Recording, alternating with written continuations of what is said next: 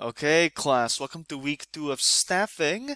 Now we're starting to get into the subject matter in earnest, and for today, we're going to cover job analysis, one of the foundational skill sets involved in the staffing process, in which we break down what goes into a job. Today's lecture will be split in two parts, online as per usual. So, part one is an introduction to job analysis. We'll go through the differences between a job description and a job specification, two things that are typically put together in the recruitment process, and which I'm sure you've all encountered at some point. Then we draw distinctions between predictors and criteria.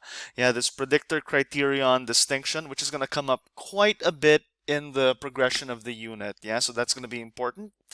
Then we'll go through what exactly is analyzed when we analyze a job. And spoiler alert, it's data, people, things. These are the three aspects of a job that we unpack in the job analysis process.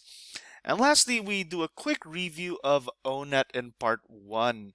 In part 2, class, we go through the methods for analyzing jobs, which include interviews, task inventories, critical incident techniques, subject matter expert panels, and other unconventional approaches, depending on what's best for the job, what's best for the organization, and so on. So, class, staffing plays a big role in the recruitment process, and you can't have recruitment without job postings. So let's go through one example of a genuine job posting. Picture not so genuine. So here we have a job posting for an HR Areas of Expertise Manager at Western Power. Yeah, take some time to read the description of the role here.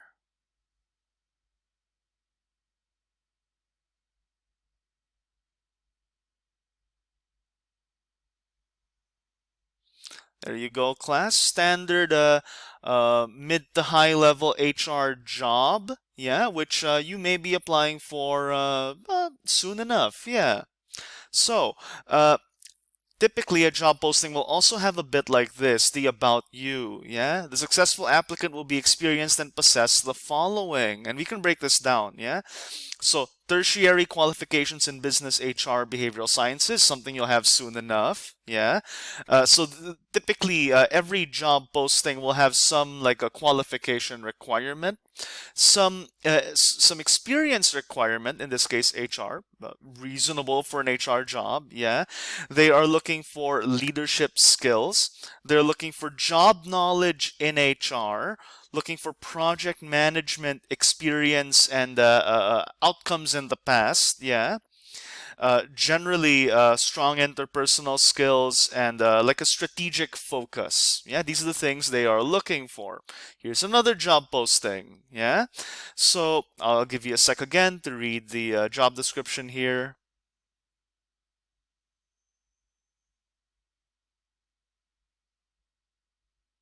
Note class, this is a slightly higher level job. Uh, this is a regional job too, so it covers the wider Asia Pacific region. Okay, so this job has its own about the applicant. Yeah, the things they're looking for. So once again, we have a degree requirement or a credential requirement. We have an experience requirement, in this case, 8 to 10 years. Yeah, preferably in a generalist HR team. Fair enough. They seem to be looking for a generalist. Since the job is regional, they're looking for some experience that is also international. Yeah. And then, of course, we have job knowledge in HR, job knowledge in HR legislation. Yeah. Then they're looking for skill sets. So a flexible skill set, problem solving skill set. Let me move myself. There you go. You should be able to read the rest now. Strong problem solving skills. Uh, Good relationship building skills. So there you go. Yeah. Now, how do you work out what goes into this, let's backtrack. This description of the job, yeah, and what goes into this summary of the skills and experience required to do a job, yeah. Now, how we work this out is through job analysis, class. Now, in a nutshell, job analysis is identifying and describing what happens in a job. That's it. What happens on the job, so you know what to select for. Yeah, and how to describe the job to applicants to give them a realistic job preview. Yeah. Now, a more formal definition, class, is over here. So, a job analysis is a purposeful and systematic process for collecting information on the important work-related aspects of a job. So, let's break down this definition. It is a purposeful and systematic process. So the way we work out what goes into a job, it involves a systematic methodology, which we'll cover in part 2. It can involve some mix of interviews, questionnaires, critical incident studies, yeah, subject matter expert panels, and so on. Yeah, so there's some purposeful process that goes into working out what occurs in a job. Next is collecting information on the important work-related aspects of a job. So job analysis is done for a specific job, say being an acute care nurse in a hospital. Yeah, that's a job. The important work-related aspects. So these are various components that describe the job comprehensively without becoming too, I guess, without getting bogged down in unnecessary details. So it's the stuff that's important, and we will work out what is important as we go. Yeah. So, what are these work-related aspects, class? These are typically work activities. So, what does the worker do? How, why, how often, when, basically the activities done on the job. Then we have the tools and equipment that are used. So, for example, in a nursing job, being able to use the blood pressure, a sphygmomanometer thing, the thing to check your blood pressure, for example. Yeah. Then the context of the work conditions. Yeah, this includes the work schedule. Is it a night shift job? Is it FIFO? What are the physical working conditions? For example, is it in like a very, very hot, like an engine room, for example? Yeah. Then we have the requirements of personnel performing the job, and this is the critical bit for staffing, because this will inform everything that follows in the recruitment and selection process. Yeah. So the requirements here are knowledge, skills, abilities, personal characteristics, or other specifications. Now, class, the textbook calls these WRCs, work-related characteristics. I think this label is okay, because it's basically saying, look, it's every characteristic of the applicant that's related to work. I find that to be nice in general, but also a bit vague, and nobody really uses that term outside of the textbook. In actual HR settings, what you're going to be more likely to hear is KSA, the knowledge, skills, and abilities. More recently, people say KSAO. The O there is for other characteristics, typically personality. So, what we want to work out is, what is the job knowledge necessary to do the job? What are the skills and abilities, the competencies and skill sets needed to do the job? And what are the helpful personality dispositions, being, say, extroverted and friendly, may be helpful for a sales job, for example. Now, job analysis, class, is the foundation of a broad range of HR practices. It is fundamental and yet often overlooked. It is the first thing that tends to get neglected when costs are cut, which is unfortunate because it plays a role in so many things. I mean, if you want to train someone for a job, you need to know what they need to do. Yeah, job analysis informs training. Job analysis informs safety and health. You work out what the major safety issues are likely to be through job analysis. But in this class, we will focus on the relevance for staffing. Yeah. Now, you may have worked out part of what that relevance is already. It helps you I guess at the most basic level, put together job postings. So it can help you work out what goes into the job description, which is what we call this, the about the role bit. So class, a job description is a brief summary of the general job duties that are distinct to that particular job, that make the job unique. Yeah, duties and responsibilities. And these are class provided in clear declarative statements in priority order. So take a look at this job description over here. You'll notice it is in priority order. You'll notice it's not in bullet points. It reads like a block paragraph, summarizing the duties and responsibilities of the job. Next, we have the job specification. Yeah, this is typically in bullet points. And the job specification sets out the essential skills and experience and the desirable but non-essential skills and experience needed to do the job. Class. So this includes credentials, yeah, like tertiary qualifications in HR, and it includes KSAOs. It includes job knowledge in HR. It includes skills in project management and other characteristics that are helpful, like interpersonal skills, yeah.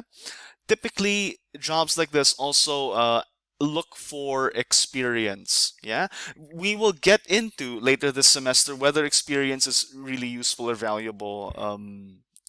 In selection, we will save that for later class. Now, one thing I should note, class, is the number of job specifications. Typically, we see 7 to 9 in a reasonable job posting. You would have, let me move myself out of the way, you would have 7 to 9 of these in a job specification because you're going to want to select for all of these. So when you conduct your interviews and design the selection process, you will be specifically trying to work out how each applicant fares with regard to every single one of these bullet points. If you have too many bullet points, then your selection process will take forever. It'll be a convoluted and extended process, more than is necessary and more than is warranted. However, if you have too few criteria, if you have too few KSAOs in your job specification, then you may not be covering all the skill sets necessary to perform well. Yeah, so you want a balance, typically 7 to 9. Yeah. Moving on. Now, how does job analysis inform the staffing process? Now, the first step, class, is after you've conducted the job analysis, is to work out the work-related information. So this is what exactly goes into the job, what happens on the job. Yeah. Then, once you've worked out the work-related information, we work out the KSAOs. What are the knowledge, skills, abilities, and other characteristics needed to do the job well? Once that's worked out, then you can make the leap, class, to identifying the right selection procedures. So, for example, if you know that you need leadership skills for this job, then you would use an interview, here specifically a behavioral interview, that asks about previous leadership experiences and outcomes. Yeah. If, however, if one of the criteria is job knowledge, like let's say HR legislation, then you would have perhaps a test on HR legislation, or you would embed that in the interview with questions specifically about HR legislation, which we will talk about more when we discuss interviews. So basically, class, once you know what the KSAOs are, you'll know which selection techniques to use. Yeah, whether you want to use a simulation, an interview, a personality test, a mental ability test, physical ability test, and so on. And of course, you are also going to want to use this to inform a performance evaluation. Once the person is hired and well into the job, you will want to manage their performance, yeah, see how they're going, evaluate their performance. And so if you know what you were selecting for, yeah, that helps you know what to evaluate in performance evaluation, yeah, whether it's their leadership, whether it's job knowledge of a certain kind, etc. Now, class, two keywords that will come up a lot in this unit, and these are things that these are bits of information we gain through the job analysis process. We have the predictors and criterion for singular. Yeah.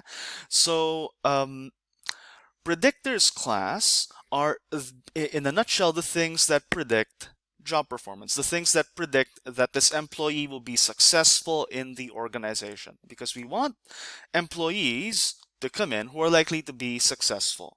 Yeah. So these are employees who possess the right job knowledge, the right skills and abilities, and the right dispositions or other characteristics. They have the right KSAOs. Yeah, they are the best fit for the job.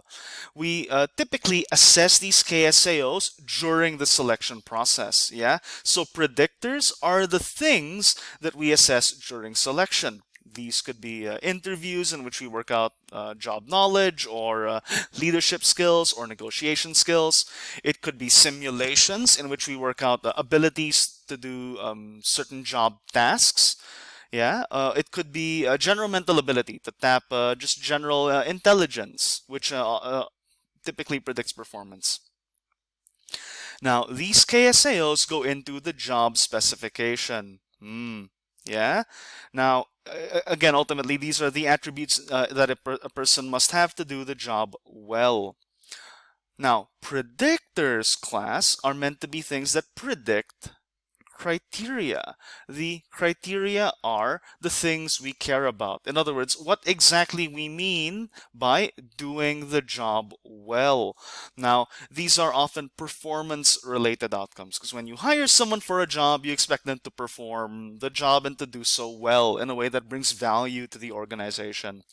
So these include you may be familiar with these abbreviations from your OB classes or HR classes, but if not, I'll explain.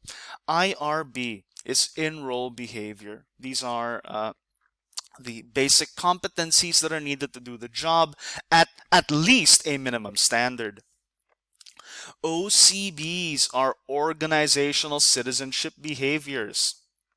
These are behaviors that go the extra mile, that go above and beyond to help other colleagues, to help customers, to help supervisors, and so on. So this is like going the extra mile in the job. Then we have here counterproductive workplace behaviors, things like theft, bullying, incivility, things we don't want in our among our employees, or things like not taking safety seriously. Then we have teamwork, if, for example, the job is specifically team-oriented.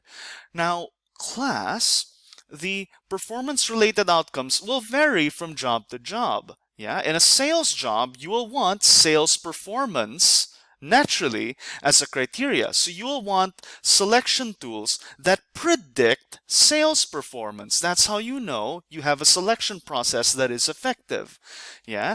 If it's teaching, then you will want a set of predictors and a selection process that predicts people who elicit good teaching outcomes, so on and so forth. Yeah. Now, what that means, class, is that we need to be thoughtful about who informs us about performance. So, if you want to know how well an employee is performing, who do you ask? Who do you ask? Typically, you ask the supervisor. Typically, the supervisor has some insight into how the employee is doing, and is also removed enough to have a big picture view and be biased for sure, but generally close enough to be on track. You wouldn't want to ask the employee themselves how they're performing. That you have no idea what you're gonna get. It's gonna be much more biased. Yeah, you can ask coworkers how a colleague is performing. Yeah, so it depends on the outcome. If the outcome is customer satisfaction, you ask customers. If the outcome is being able to communicate well with, say, government stakeholders, then you ask the government stakeholders, hey, how well is our employee performing in this regard? If it's teamwork, you ask members of the team. Yeah. So the informant class depends on the outcome of interest. Yeah. It depends on which criterion we care about. Now, once again, the the whole point of staffing is to use selection tools that measure KSAOs and are able to predict criteria that ultimately matter for the organization that reflect doing the job well. Now, how do we know what our predictors are? How do we know what our criteria are? Well, job analysis tells us. Now, what exactly do we analyze? The heuristic I quite like for this class is data, people, things. So, data, people, things is a brief overview of what gets analyzed in job analysis. Data is, it's an old word here, so this is a heuristic from the 70s, and it generally holds. The words are just a bit outdated, specifically for data. So data here is just what gets done on the job. Yeah, what are the job functions, job tasks that get carried out? And typically, this is in a hierarchy of from bottom to top: elements, tasks, duties, and jobs. So, for example, the job might be working as a wait staff. Yeah, you are a wait staff at a cafe. The duties could involve serving customers, serving customers and taking payments. So those are the two duties. The duties can be broken down into tasks, which are the individual responsibilities. So the tasks could be taking orders, serving orders that would go under serving the customer, and then for handling payments, there will be other tasks underneath that. Yeah. Then underneath each task are the elements, the specific movements, thoughts, actions that go into every task. So to analyze a job, we start with what the job is, what the core duties are, the tasks underneath each duty, and the behaviors, thoughts, and movements that go into performing every task. Then we have people class. So people involves the interpersonal aspects of any job. Yeah. So typically, this is the scope of responsibility. So how many people do you supervise in a job? Do you supervise a lot? Do you supervise few? Who supervises them? So this is the vertical hierarchy of people. Basically, how many people are supervising you? In what sort of structure? And how many does that the person in that job supervise? Next, we have with whom do they interact to get the job done? Do they have to interact with customers? Do they have to interact with suppliers? Do they have to interact with patients' family members? Typically, this includes organizational outsiders in addition to people within the organization. And of course, there's generally just the nature and level of social contact. Some jobs have more social contact than others. Then we get the things class. So we simply analyze the equipment, the software needed to do a job. So when we analyze a job, we work out again what the job activities are. We work out with whom they interact and with whom to whom they are responsible and for whom they are responsible. And lastly, the equipment and software they need on the job. Data, people, things. Very simple. In addition to data, people, things, we do also work out a couple other details that can be important. First is the work context and the environment. The physical environment will include things like, is the work environment very hot or very noisy? Yeah, like road work can get very noisy, so that goes into the job analysis as well. Any hazards also should be taken into account for safety reasons. Then there is the work schedule. Is it shift work? If so, what are the hours? What are the days? And then travel required. So, do people have to travel or drive around for work? Many of you will have noticed if you've been applying for jobs in WA that many jobs ask if you have a valid driver's license, because the job is designed in ways that often requires travel. Yeah. Then there is decision-making authority and scope. So how much discretion does the employee have in that job? Then we have the personal, physical, and sensory demands of the job. So class, this typically plays a role in a disability type purposes. For example, do you need to stand, sit, reach, lift, or walk for the job? Do you need near vision, far vision, hearing, smell for the job? These things are important because we don't want to discriminate against disabled people whose disabilities don't matter for the job. So here we work out which abilities are essential and therefore need to be selected for. And so if a disabled person lacks, for example, far vision, and it is a requirement for the job, then you would be safe to not hire or not recruit a disabled person who lacks this specific ability. However, if their problem is with hearing and that's not a demand of the job, then that would be discrimination to not hire them. And lastly, class, we have education, certification, and licensure, which we typically view through the AQF, the Australian Qualification Framework. Things like, do you have a Cert 3 or a Cert 4 or a bachelor's degree? The level, of course, will depend on the level in the AQF. And lastly, experience. Typically something asked for, generally overrated. More about that as we proceed in the unit class. So, I know, class, it seems like a lot goes into the job analysis process, yeah? But all of this stuff informs the selection process. We take all this information and distill it into these KSAOs that we look for, and it informs the statement of the job description as well. Not to mention the heaps of other things like training, rewards, safety that are fundamental to HR. Now, class,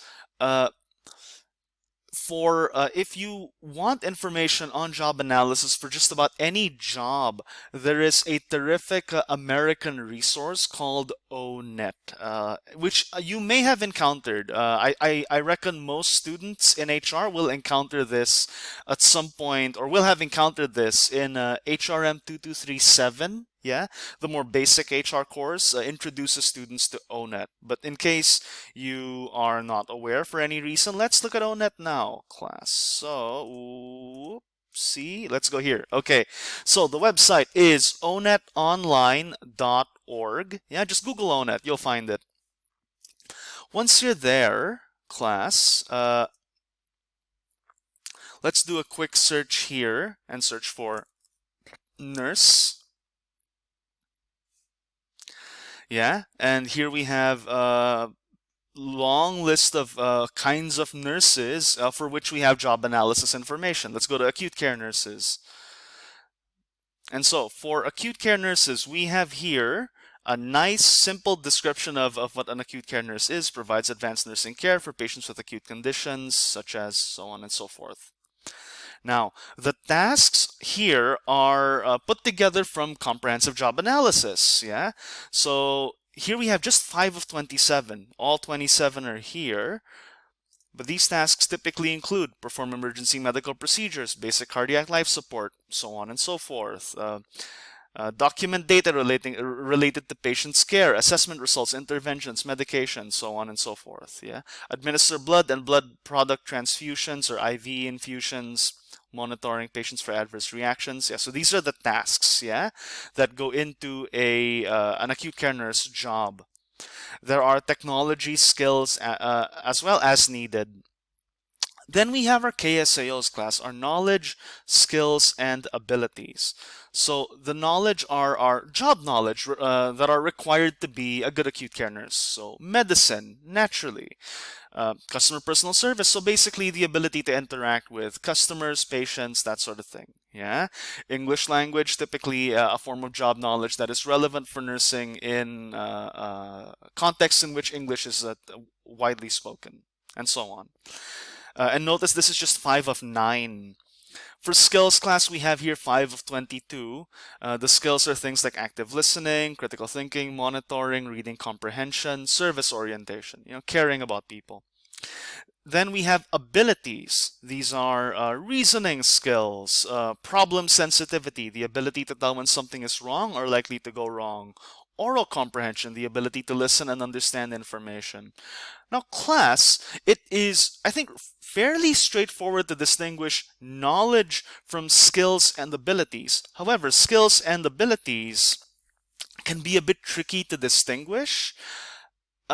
For the purposes of my unit, I treat these as the same. A skill and an ability, I don't draw any distinction between these two categories. I find that the distinctions are too subtle and are not really useful. But for those who are curious, generally abilities are things that are more abstracted and typically testable using like psychological tests, psychometric tests, whereas skills are things that are more concrete, more grounded in specific job tasks, and that are more measurable with things like, say, interviews, just for example. Moving on, we have work activities here. Yeah, here we have it more detail. We have information on the work context. We have indoors, environmentally controlled, typically face-to-face, exposed to disease. There you go. Now, notice class. Here we have 100% responded every day, 96 responded every day. This is information that we would get typically from surveys in which like a bunch of nurses are surveyed on things like this to ask how often do they encounter these aspects of the work context, for example. Yeah. And education needed here, we have associate's degree, bachelor's degree, occasionally a master's degree. Credentials, not really listed here, but for our context, this would be like APRA registration. Yeah.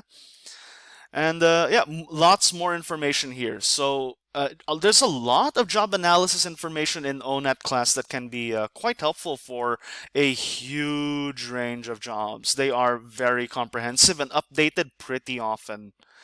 And yeah, that is it so far, class. Uh, we are done with part 1. And in part 2, we will cover how we actually go about conducting job analysis.